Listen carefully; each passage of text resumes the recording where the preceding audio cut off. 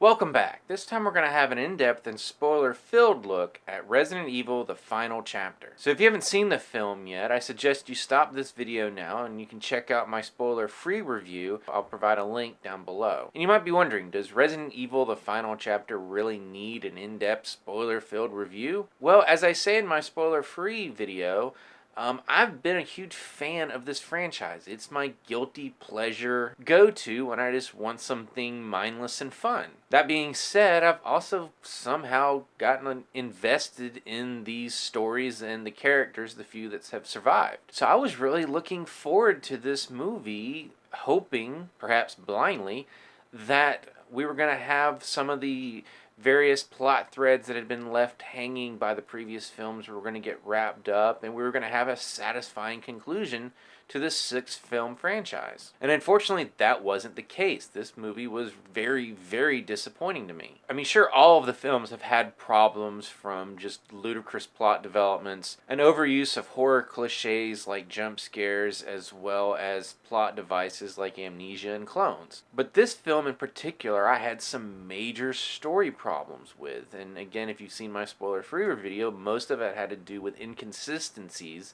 and downright contradictions to things that we had seen in previous movies. Now, outside of the story, I pretty much went over all of my complaints in that video, but couldn't really get into a lot of the story issues without spoilers. So that's why I'm doing this spoiler-filled review, so I could get off my chest those issues. Just know going in, I'm coming at this not really as a film critic looking for high-end storytelling and filmmaking. I'm coming at it as a fan who was very disappointed with the story of this movie. And the film starts off with basically a complete reset of the cliffhanger that we got at the end of Retribution, which left our hero Alice, as well as the surviving members of her party from that film, which included a no longer brainwashed Jill Valentine, as well as Becky, a clone who believed that she was her mother. They had been brought to the White House by Wesker, who said that he was gathering the rest of humanity for one last stand against those mutated by the T-virus. Well, this film picks up sometime after that big battle. Humanity has apparently lost, and the only survivor is Alice. And after some perfunctory action to make up for the fact that we didn't get to see that battle, she is contacted by the Red Queen, who tells her that Wesker had been planning to betray everyone all along. And that's why he brought everyone to the White House, so he could basically make sure that everyone there got wiped out. And he has since returned to the Hive underneath Raccoon City, where all of this began in the first movie. And she also tells Alice that Umbrella has an airborne antiviral that could potentially wipe out anyone and anything infected by the T-virus worldwide, thereby ending the plague. And because just about every one of these movies at one time or another has had a countdown clock, the Queen tells her that in a matter of days, all of humanity, which now numbers only about 4,000, will be wiped out forever. So she has to go to Raccoon City and get this airborne virus and release it before humanity's wiped out. Along the way, she meets a new clone of Dr. Isaacs. She reunites with Claire, although we don't find out anything of what happened to any of the other people, including Kmart, who had been on the Arcadia with Claire when Alice was stolen away at the beginning of Retribution. And those two, along with a new bunch of disposable characters, invade the Hive. We learn a lot of new information about what Umbrella's plan was all along. We learn more about Alice's past. And the film ends with essentially Alice finally destroying Umbrella for good, releasing the virus, which she up until this point believed would kill her too. It does not. And we see that humanity, what few remain, have a chance to survive. And as I mentioned in my spoiler-free review, this is essentially the end of the franchise, although they do leave a window open by showing Alice driving away, knowing that the antiviral will take some time to actually make its way across the world. So again, my hope for this movie was that we were going to have some kind of resolution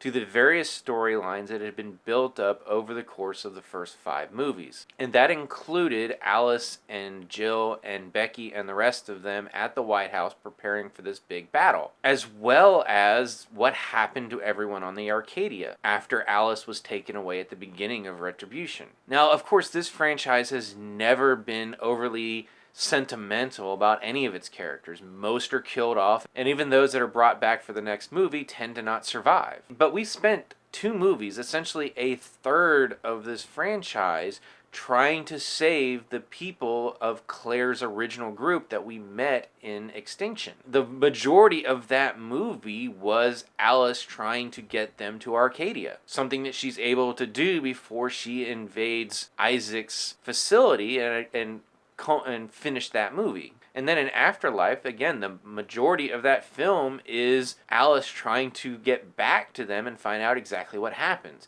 And of course, she discovers near the end of that movie that the Arcadia was a ship and that it was actually under Umbrella control, and that they were going to be using the various people that they had tricked into showing up, which included many, many more people than just Claire's group, for experiments and other horrible things. That film ended with Alice waking them all up and then them coming under attack by other Umbrella forces. Other than the fact that we find Claire in this movie, we still don't know what happened. All that we do learn is that Claire was taken away on a plane which ultimately crashed near Raccoon City, and she got up with this new group of people that we meet in this movie. Whatever happened to Kmart and everyone else that we spent 2 movies caring about because this film said we needed to care about them, we never find out. We can presume that they're dead, but again, after 2 movies, I want at least some kind of answer. And of course, we also have Claire's brother Chris that we meet in Afterlife, just like Alice doesn't mention Becky or Jill. And I can understand, after living in this apocalyptic world for so long, you've lost enough people, you just stop talking about it.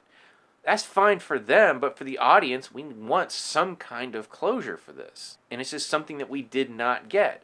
Now, this isn't the first time this has happened in this franchise. In going into Extinction, Jill and Angie are never mentioned. And we never find out anything about Jill until the end of Afterlife when she shows up as brainwashed. And as far as Angie goes, we've never heard what happened to her, but again, we can assume that she's dead. But there was always the hope that we might get some kind of resolution in the next movie.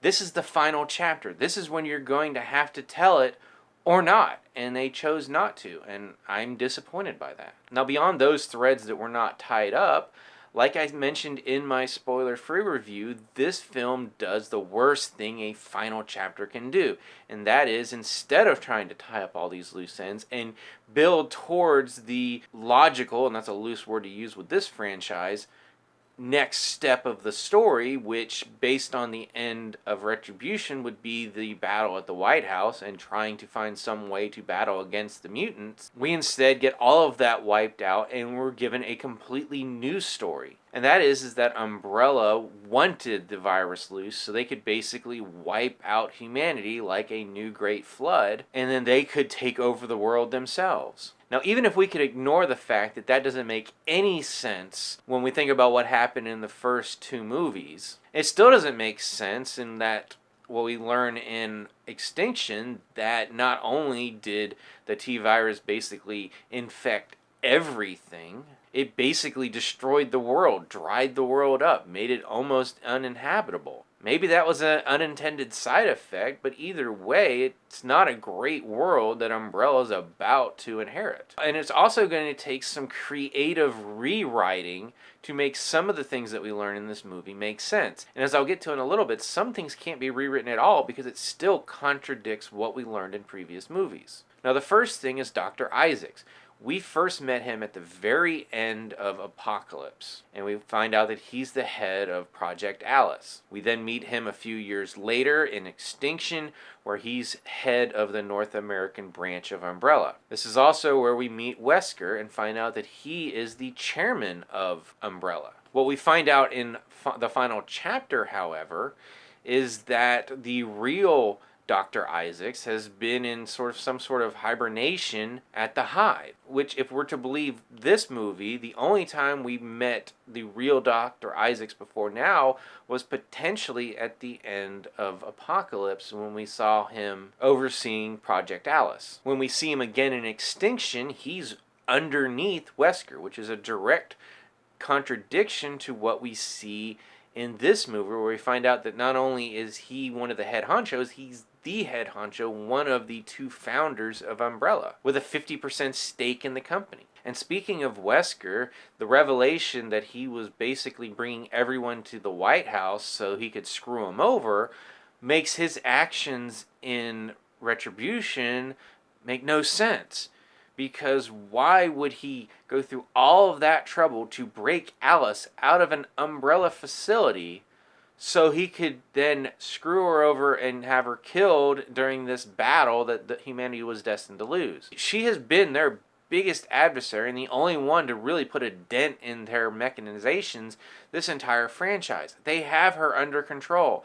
She would never have escaped if Wesker hadn't intervened, which to me shows that, like pretty much everything else that happens in this movie, none of it was planned before they wrote this script. Because, again, nothing makes sense if you've watched the previous 5 movies, which I did right before watching this new one, so all of it's very fresh in my brain. Now, moving on to another contradiction, one that I don't see any workaround, clone or not, is the opening prologue, where we find out that Umbrella's co-founder, James Marcus, who co-founded the company with Dr. Isaacs, created the T-virus so his daughter would not suffer the same fate of him, dealing with some kind of syndrome that causes early aging. This directly contradicts what we learned in Apocalypse, when we were told that it was Dr. Charles Ashford who created the T-virus so his daughter would be able to walk. That is a direct factual contradiction that is never explained in this movie and is so blatant, it completely pulled me out of the movie when I heard it, and I really was never able to get back in and truly enjoy this movie. And that's the opening prologue. So basically, I didn't enjoy any of this movie because I spent the whole time going, wait, how...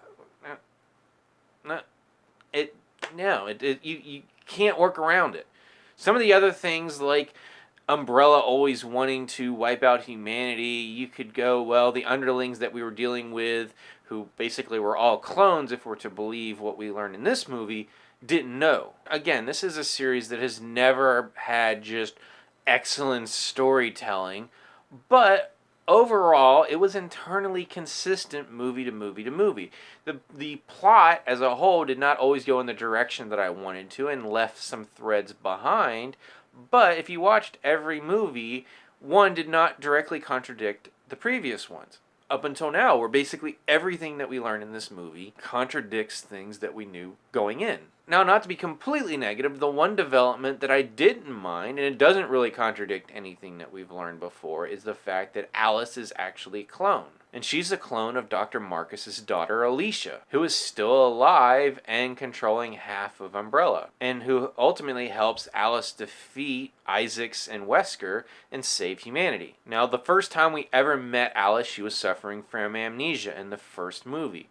But it's never really discussed what she was doing prior to working at the mansion above the hive. So learning that she's a clone and that's why she never regained her earlier memories, something that has honestly never come up, so we didn't know she didn't have them, fits the storyline we had up until this point. And it makes sense, and it's not like a huge deal one way or the other, but I don't have a problem with it. Unlike pretty much everything else that we learned in this movie. So really, that's a lot of talking about a movie that I'm not even sure how many people are actually going to go see. As I alluded to in my spoiler-free review, I'm one of those rare people who really was a legitimate fan of this movie and was invested in the story and the characters. And as such, I was utterly disappointed in this movie. So since you watched this video, I'm going to assume that you've seen Resident Evil, the final chapter. What did you think about it? What do you think of my issues, particularly with the contradictions? Do you feel that there were workarounds that I didn't think about? The workarounds that I did mention, are they good enough for you? And what are some of the plot threads that did not get wrapped up that annoyed you the most? As always, you can subscribe to my channel, check out some of my other reviews, and until next time, I'll see you at the movies.